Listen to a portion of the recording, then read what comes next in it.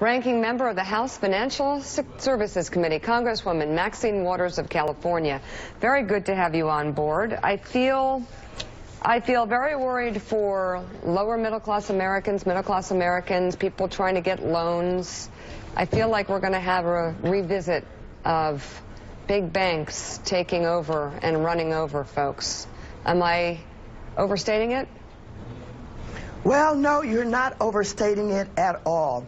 We spent an awful lot of time with creating Dodd-Frank reform, and we've spent an awful lot of time trying to implement it. We have had to fight back over 40 attempts by the Republicans to undermine or destroy the Dodd-Frank reforms. And here you have this new president who ran against Wall Street, who claimed that Hillary was a puppet of Wall Street, and claimed that he was going to drain the swamp. And guess what he's done? He's brought Wall Street right into the White House. As a matter of fact, Jerry Cohen, who is head of his economic council, is coming right from Wall Street with a $285 million package that he left with. And he's been working for Goldman Sachs for 25 years. And also, Bannon is from Wall Street. And so he absolutely misled the American public one more time. He lied. He said that he was going to clean up Wall Street. Well, no, Wall Street is now in the White House, rolling back Dodd-Frank. And I tell you, Dodd-Frank was the answer. The reform that we needed based on the recession that was caused by Wall Street when Lehman Brothers failed, and it caused all of the other banks to be, in trouble.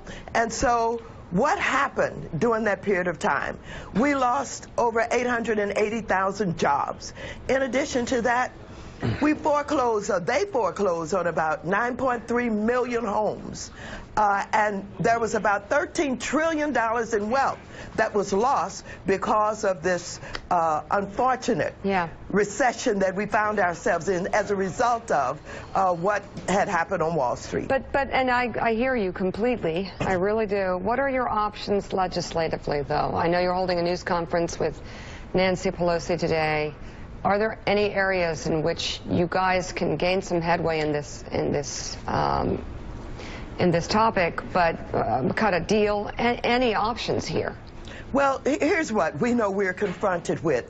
They have the majority in the House and in the Senate, and they have the White House.